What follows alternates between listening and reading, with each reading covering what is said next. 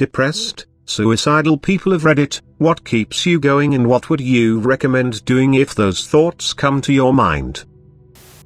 If you ever need help, then please know that there are many qualified people who would like to help you.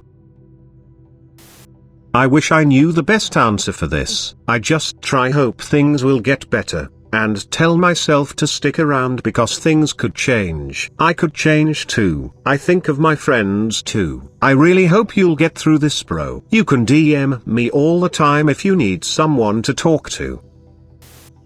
Procrastination. There's always tomorrow. A whole lot of tomorrows. Before you know it, you're into next month, or next year. I'm thinking I could just kill myself whenever I choose to, so I must say to myself, let me just finish this burrito. Let me just finish this cool part of the game. Let me just see the ending of this series, etc. Then bam, it's already Christmas and we're waiting for the new year. Might as well see if things get any better this year. Rinse and repeat.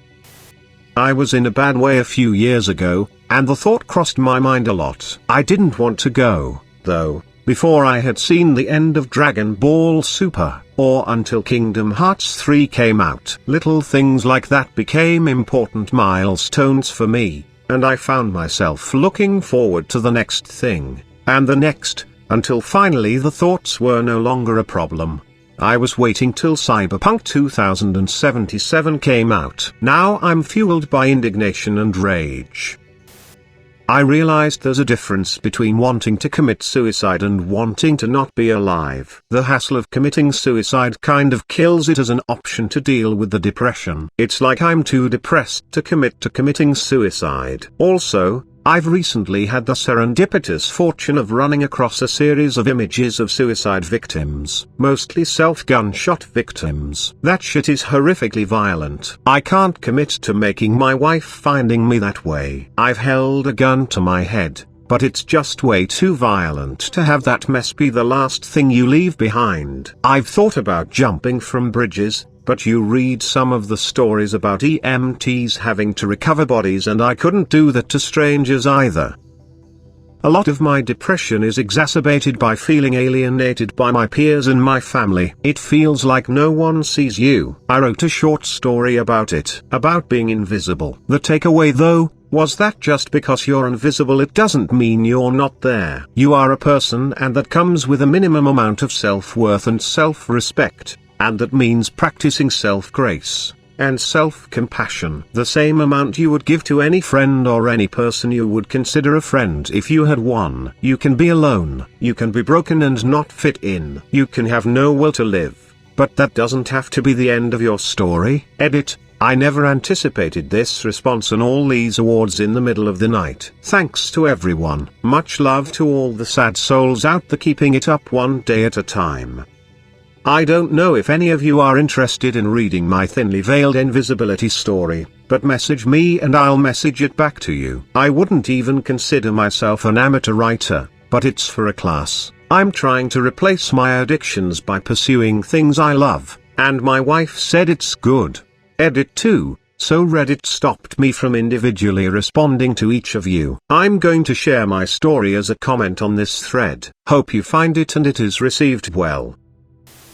My doctor said that's why antidepressants have warnings about suicide. A lot of depressed people are just too depressed to make themselves bother with it. When they start taking the meds, they get a bunch of energy right away but are still dealing with the depression and suicidal thoughts. It takes longer to fix those. So now they are suicidal and have the energy to do something about it. But yeah, the thought of screwing up my suicide and having to live in whatever awfulness I caused for myself, and knowing I couldn't even get that right, that thought is one of the reasons I'm still here.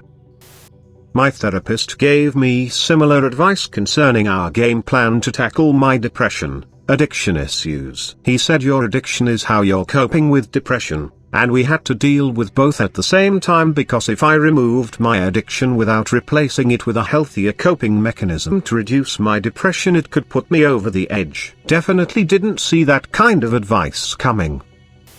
I had some suicidal thoughts when I was a teen. Then I stumbled across the article that said that even if you visit the bathroom before killing yourself, you'll not be able to release all the waste. Some always remains inside, and when you die and your body fully relaxes, it'll be all over the place. Finding the hanged is especially remarkable. After reading that, my suicidal thoughts were always followed by damn, I don't want to be found covered in shit.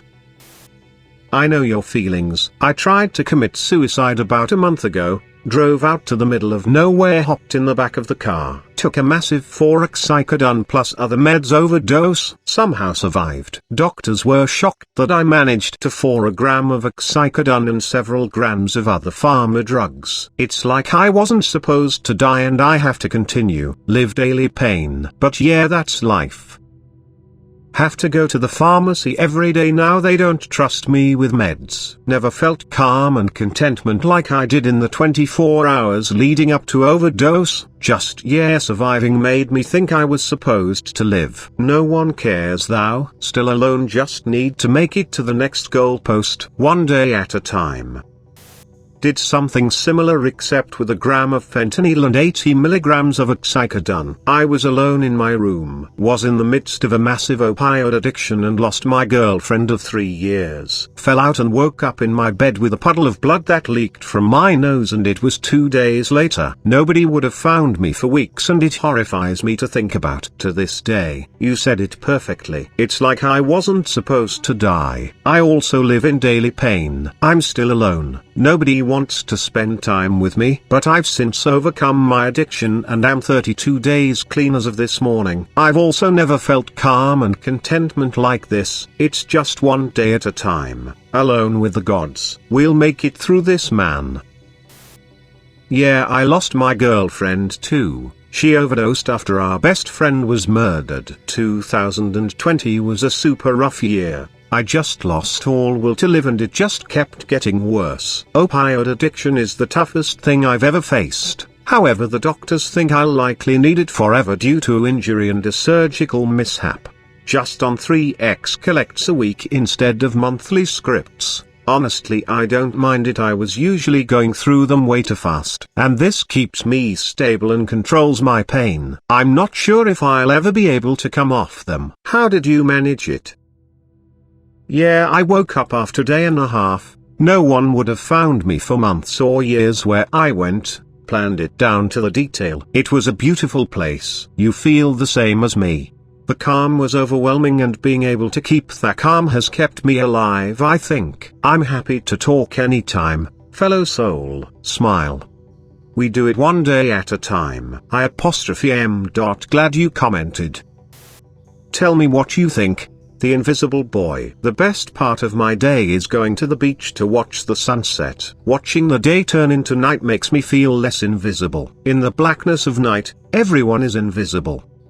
I've been invisible since I hit puberty. It's been 20 years since, but I'm still the Invisible Boy. Apparently, lots of people have some sort of experience with being invisible. Something like 6 to 7%. Even. There were a few other kids that were invisible in high school, but they all grew out of it, or moved away. I remember when I first turned invisible, I was happy that no one could see me when I didn't want them to. If they couldn't see me, then they couldn't touch me, and if they couldn't touch me, then they couldn't hurt me. Of course, they could if I dressed up to let them see me. But now I could choose to be invisible. At the time, I felt like being invisible made me different and invulnerable in ways others could only wish to be. I was unique. I was complex. God made me this way. There was so much freedom in being invisible. I didn't have to deal with people seeing me, and I didn't have to deal with seeing them in return.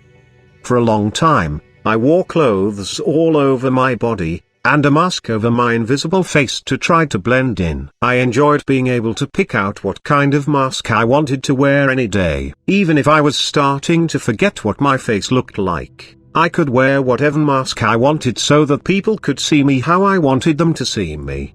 Some of the kids were bullies and would try to expose my invisibility. I remember one time in the 8th grade when Toby Ackerman tried. It was lunchtime and I was passing him in one of the school halls when he tried to reach out and take my mask off to see how unseeable I was. I managed to dodge him and ran off down the hall. He called out after me, "Why are you invisible anyway, you fucking weirdo? You're not even fucking real. Nobody likes you 'cause you're invisible." He couldn't get his hands on me, so he wanted to hurt me with his words, but I didn't care what he thought. I didn't care what anyone thought. It wasn't true anyway. Obviously, I was real then just as much as I am real today. At the time, I also still had lots of friends, so everything he said was false and didn't hurt at all. Eventually, I did lose my friends, though. You'd be surprised how hard it is to maintain friendships with people that can't see you. It's especially hard when you're the only one that's invisible. We used to meet up after school outside the neighborhood market. One day it was particularly hot out, so I decided to go without any clothes on, just completely invisible. I didn't say anything when I got to them, and they didn't know I was there. You think that freak's going to show up today? Joseph asked. If there was an asshole in our group, it would have been Joseph. Brennan? That guy's fucking weird, man, answered Todd. He was the unspoken leader of our group. What do you even do with somebody like that? I mean, he literally cannot show up. He's invisible. He's not like the rest of us, man. Everybody else laughed in agreement, and I decided to stop hanging out with them after that. They were the last friends I had from before I became invisible. My parents tried taking me to different doctors to see if they could remove my invisibility, but they all said the same thing. They said it was normal for boys my age to occasionally go through bouts of invisibility and eventually I should outgrow it. All I really needed was some extracurricular activities to work the invisibility out of me. For a while, they tried giving me visibility pills that made me visible. The only problem was that when I looked in the mirror, I didn't look like myself. I didn't know who I was looking at all. It wasn't the face I remembered, and even though I no longer knew what I looked like, I knew that this person in the mirror wasn't me. Eventually, my parents decided I didn't have to take the visibility pills anymore. They were expensive anyway, and they didn't mind saving the money for my brother's sports aspirations. My parents had a very liberal idea of what extracurricular activities meant. I remember my mom and dad getting frustrated with me for being invisible. They said, "You know what the doctor said? You need more chores to do around the house. That's the only way to work this invisibility out of you. The more work you do, the less invisible you'll be." You remember your brother was invisible for a little while, but then he figured out he was just invisible because he was being lazy. You shouldn't be so lazy if you don't want to be invisible for the rest of your life. I decided to no longer complain to them about how hard it was being invisible. We would go to church back then, and for a long time I thought I could pray away being invisible. I thought I was invisible because I didn't deserve to be visible. There was sin in my life, and if I could just stop sinning so much, God would make me visible again. I tried and I tried, and I prayed and I prayed, but I couldn't stop sinning, and I couldn't stop being invisible. Eventually, Mr. Arnold, one of the church elders, took me aside to talk to me. He was close to my parents and they often fellowshipped together before and after service. Occasionally, he and his wife would come over to watch football after Sunday morning service. "Hey Brennan, I've been talking to your parents a lot lately. I was wondering, you love your mom and dad very much, don't you?" "Well, yes, I think so," I answered. Good. I thought you did. "And you know they love you very much too, don't you?" "Yeah, of course," I lied. "Well, what's all this business of you being invisible all the time? Don't you know that makes your parents feel like they're failing? Don't you want to make your parents happy? You should try to not be so invisible all the time." "I'm not trying to be invisible. I just am." "Don't you know God doesn't want you to be invisible? Don't you know you aren't invisible to God?" At the time, I did not know the significance of these words, and I don't think Mr. Arnold did either. "I'm sorry, Mr. Arnold, but isn't God invisible?" "Well, He's not invisible like you. You shouldn't say things like that anyway. Eventually, I stopped praying for God to take away my invisibility, and it became a part of my identity. I didn't know myself outside of being invisible, so asking to be visible was like asking to not be me. After I graduated from high school, I didn't have trouble finding work as an invisible person. For a while, I worked as the second half of a circus magic act, but the pay wasn't great, and the conditions were intolerable. I almost got a job as a spy for the CIA, but once they realized they couldn't track or identify me, they decided I was too much of a risk to trust as a spy. Since then, I've found pretty steady work doing surveillance as a private investigator. I enjoyed surveillance so much that even when I wasn't getting paid, I would spend hours watching people. I listened to their conversations. I picked up on their private nuances and personal quirks. I vicariously lived out their visible lives. I got thrills watching people have a disagreement in public, and then I'd follow them home to watch it become a full-blown fight. I'd spy on people on dates. I'd go to weddings, funerals, and even kids' birthday parties. Every day I found a new drama to watch unfold for my own personal private entertainment. After a while, watching all these people living their lives made me unbearably aware of my isolation. The more I entertained myself with the lives of others, the more I was aware of the emptiness of my own. I was so starved to be seen.